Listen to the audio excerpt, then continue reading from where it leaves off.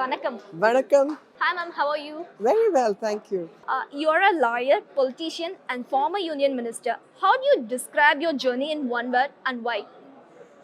I would say God has been very kind, and destiny has taken me to places.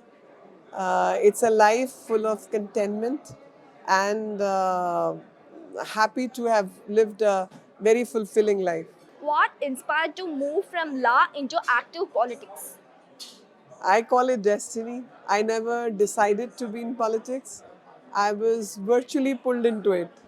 Oh, And I never thought I how did happen ma'am?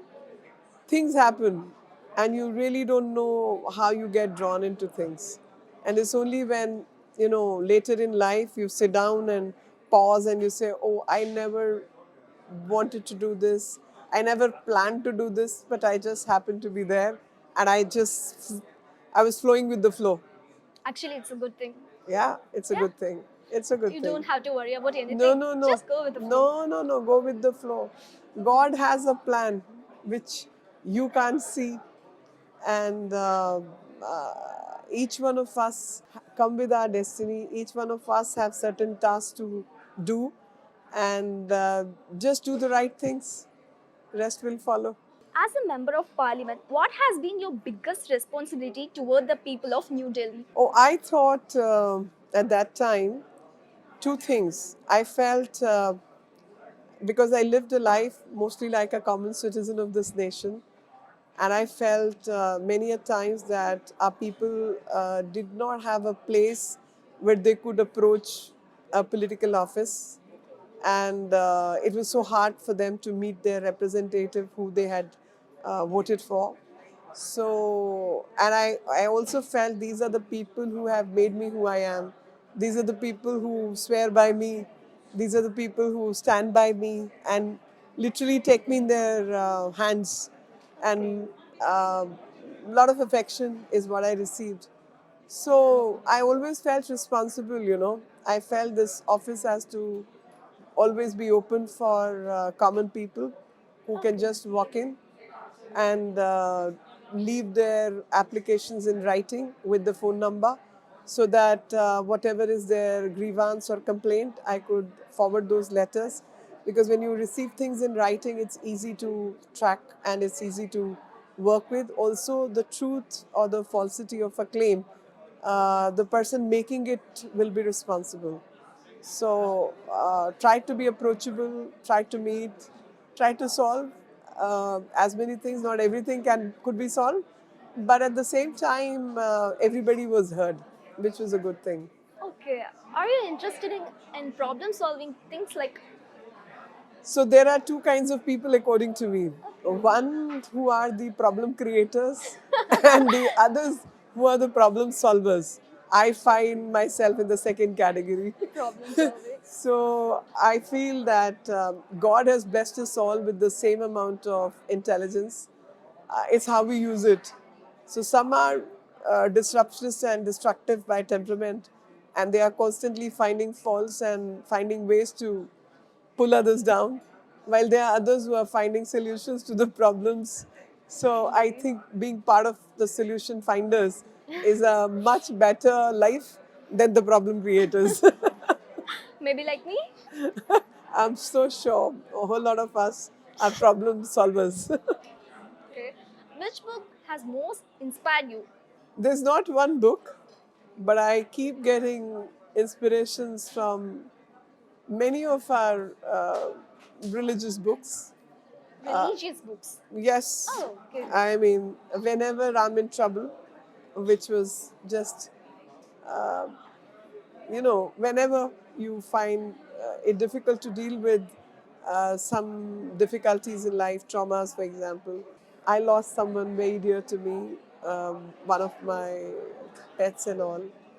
So you go back to Gita, you pick up a phrase or two, you mull over it, and you find answers which can build you up and help you to fight back and To stay in find shape. your real soul. Yeah. Especially, There are many things which are not in our hands, especially life and death. And if you lose someone dear to you, it's very hard, very, very hard to pull over that moment to build yourself again. So, some sacred texts like Gita, so many lessons which come from Mahabharata, so many lessons which come from Ramayana, so many lessons which come from Narayanam.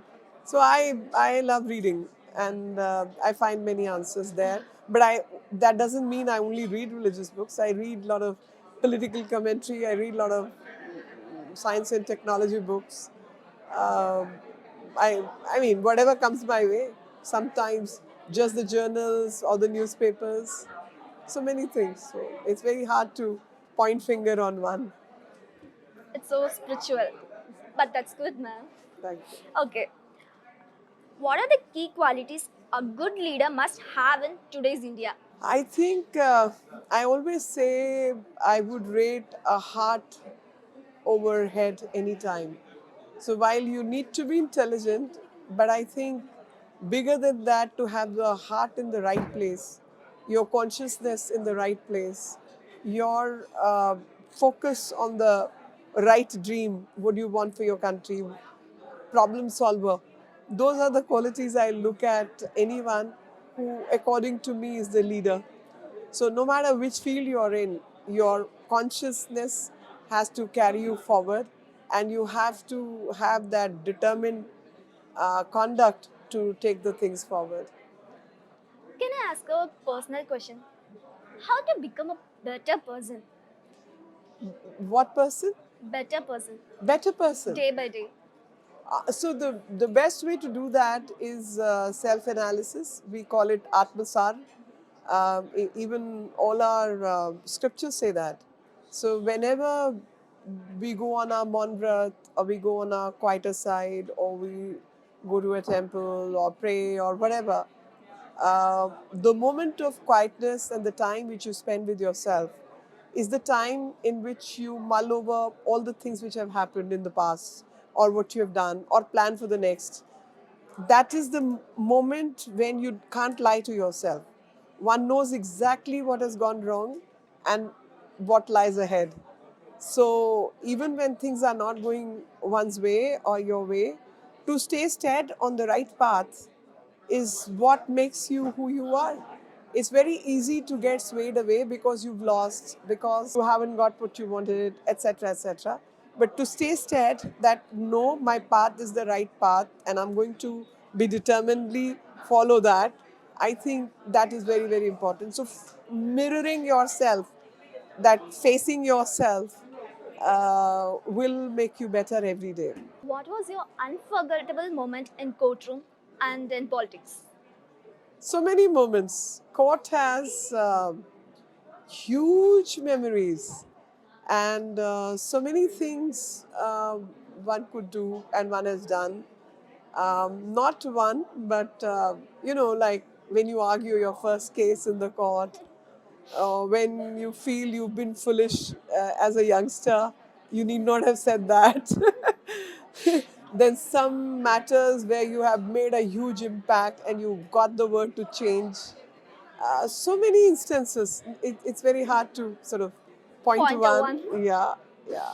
But the last one was this permanent commission for women officers in the army. That was a feeling of huge pride and contentment. So sweet to talk to you, ma'am. Thank you, You're so Nandri. inspiring. Nandri. I love you.